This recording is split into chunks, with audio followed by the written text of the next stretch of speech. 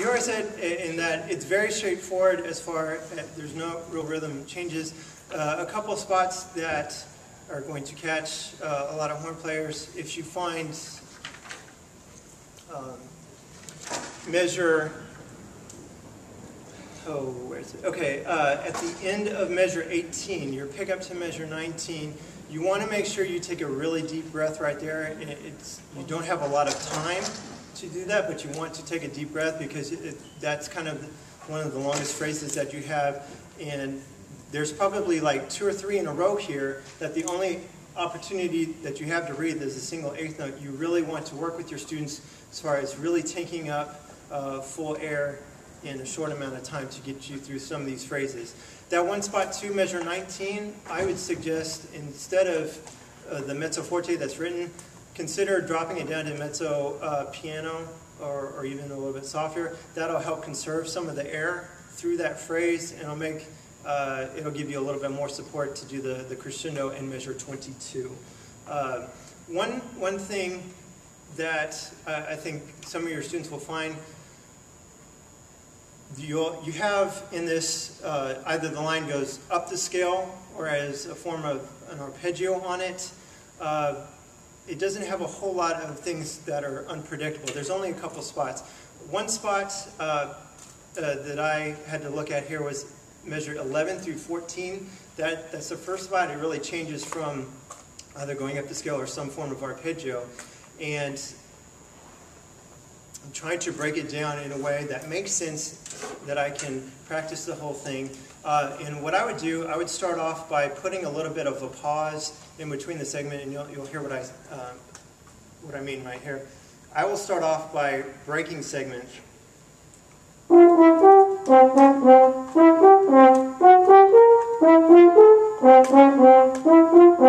And if I do it in smaller groups, in groups of 3, but one right after the other, it kind of helps me group these so that up to speed, I can kind of anticipate what's coming a little bit better, and it helps with the finger and muscle memory.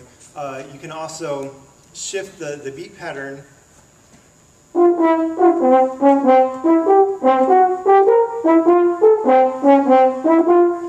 and go about it that way. There's 2 spots that I think your students will really need to focus on doing some form of that, and I think that's the 11 through 14, and I think it's the last line as well, 32 through 35. Those are spots that you kind of need to chunk some of the material here. Some of the thoughts on these 2, there are some horn teachers that are what I call kind of purists, and they don't want you to ever use alternate fingerings on the horn. I will say that I do think that they have their value, and I do think that it's one of the only benefits of a student learning the marching French horn. It does teach them some of these B-flat fingerings in these different ranges, so it can kind of help you in your process. If you go back to number 59, measure 2, that's not a really hard measure to do as far as just playing your typical fingerings, but it does go back and forth, 2 and 3 to trigger 1 and 2, back to 2 and 3 to second, which releases the trigger. So it's kind of a lot of combinations in a short amount of time.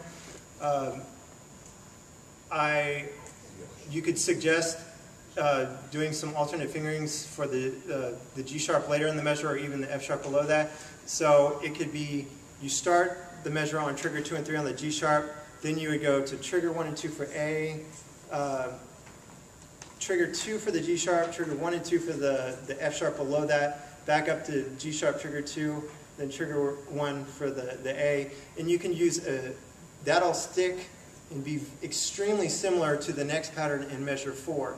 What it does, it doesn't make a huge difference, but it really simplifies that pattern, so the student can think more of the musical line as opposed to overall technique. I will say this, that in using alternate fingerings, using these different fingerings, I would not suggest that until you've tried it with the traditional fingerings. Play it all the way through. If you're still having problems in certain spots, especially some fast technique, then you can think about using alternate fingerings. a general rule of thumb, if the selection goes by fast enough that the listener can't really tell, like the subtle nuances as far as, well, this pitch would be slightly low using this fingering combination. You don't want to do that on long or slow passages, but if the passage goes by fast enough, I would certainly encourage your students to think about it and know that you can use that. Those are at your disposal. A couple of thoughts to students. If there's students, horn players in this room that are auditioning, again, I want to go back that I've sat on a lot of panels, and you know, I want you to go back to what you feel the judges are listening for, why each etude was chosen, but also don't forget about your scales.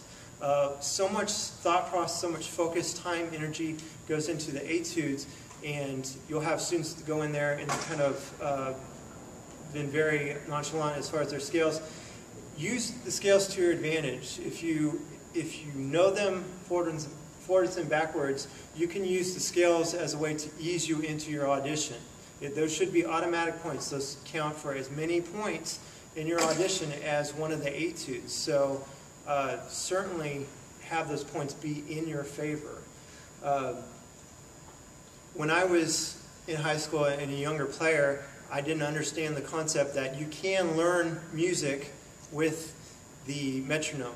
My thought process was always, well, once I get this line down, then I'll go back and I'll develop the discipline and work on it with a metronome. That's not the case, and in fact, hands down, your all-state players are the ones that never practice these without the use of a metronome. Okay, so all-state players use them. The ones that don't make all-state. So just be disciplined. Use that as a tool. Now, I've also had a lot of times where a student in the holding room or the audition room, you'll have a lot of downtime in between your performance. Then you go back in the holding room. You might have a couple warm-ups here and there, but you have a lot of time that's downtime, and your instrument changes temperature quite a bit. You as horn players know that there's a lot of spots in this instrument for water to accumulate, okay? And it's not just your main lead pipe area that you need to empty. Every time you go in before you perform, you need to encourage your kids to make a ritual out of emptying the water in their instrument. You know, there's been a lot of times you go in there and it sounds like someone's trying to aerate a goldfish tank.